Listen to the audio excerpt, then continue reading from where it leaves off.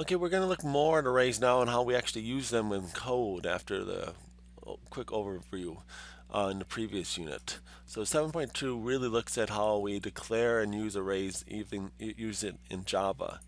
So again, we'll often use this syntax when we declare an array.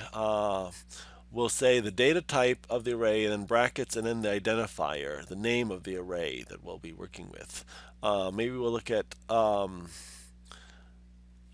another example. And then another thing we'll have to do is we have to instantiate or create the array. And so the construct array would say that same identifier we declared up here equals, and we'll say new, and then the data type, and then the brackets and the number of elements in the array.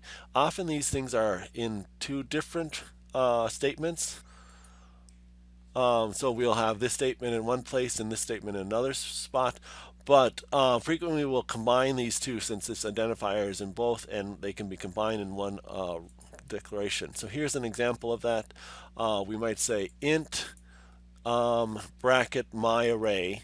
So that's this part, the data type, the bracket, and then the identifier. We're calling it my array. So int bracket my array. And then we're going to continue on with this part equals new, so we say the keyword new, and then the data type again, so int is on both parts, and then brackets, and then the number of elements in the array. So this will declare an array of integers called my array with 5 elements. Now I'll try to use the right notation here, these square brackets here, and I'll try to use the squiggly things will be braces, and then these square brackets. So I'll try to use those things, but sometimes I might slip up and go back and forth, but I'll try to use the right terminology throughout this. And technically the square things are called brackets and these are called braces. Okay, so let's see if we can understand how this array works. So here's our declaration of an array, int, and then these empty brackets here, then the name of the array, vals, equals, and then we instantiate or create the array new int, and then we declare how many elements in it. Now we haven't had to use these news very much for our primitive types before, but now we're seeing this new here. And when you get into more complex objects and classes, you'll be using this new keyword quite a bit. And this kind of syntax will be for declaring variables, where you'll declare the variable and then you'll construct it or instantiate it with a new will be linked together or spread apart, but we'll often have to do these with more complicated variables going on. So it's just kind of confusing now when you see it the first time. So this creates an array of integers, names, vals, and it contains 3 elements here. So in memory, you might have a whole thing of memory here, and at some point in memory, they'll set up sorry, my video got uploaded to YouTube for the previous unit. Okay, so we might have memory here set up, and then somewhere in memory they'll set aside vals 0, 1, and 2. So they'll set up 3 slots in memory called vals 0, vals 1, and vals 2, and together these are the array of values that we have set up here. And so if we say vals sub 0 or vals index 0, that'll put 122. It'll go off to the vals array, find the 0th slot, and put in 122 there. If we say vals sub 1 or vals index 1, so the 1's in the bracket, we'll go out to the vals array, find the number 1 slot, and stick in the 119 there. And again, this is how we can work with these just like we did normal variables, but anytime we use them, generally, we'll have the brackets here. So we can print them out, and again, we'll want to print out a certain value. We won't just say print vals, we'll say vals sub 1 or vals indexed 1. Or when we're assigning it, we won't just assign vals to something, we'll say vals index 1 is equal to this, or sub 1. So go through, try these examples. So we want to select the element at index 2, and remember 0, 1, 2, so that's this one.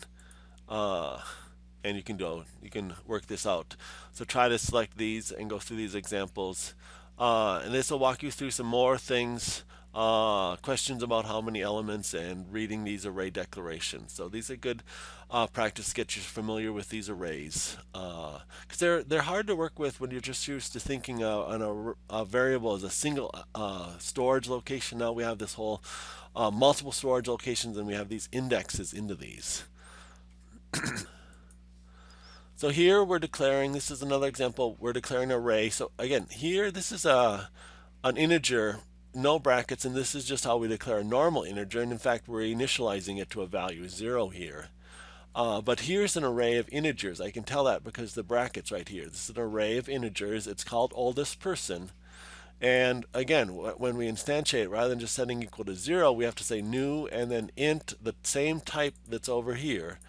Has to be over here, and then the number of values. So we're going to say 5, so there will be 5 slots in this array, and here we're initializing it. Oldest person sub 0, oldest person sub 1, 2, 3, 4, and storing all those values here.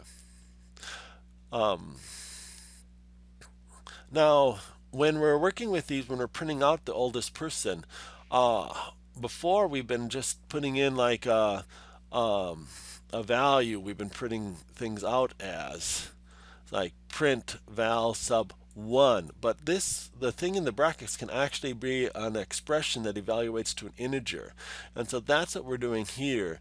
We're asking the person, what person do you want to enter? These are the oldest people that ever lived, I think. And so you say, do you want, which of these people do you want to see? Read in that person, and then we're going to print that out. So we're going to print out oldest person. That's the array.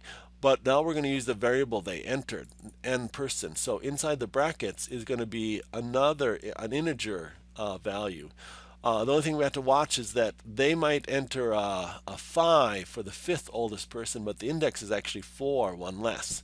Or they might enter 1 for the 1st oldest person, where our value is 0. So we have to take the value they entered, subtract 1 from it.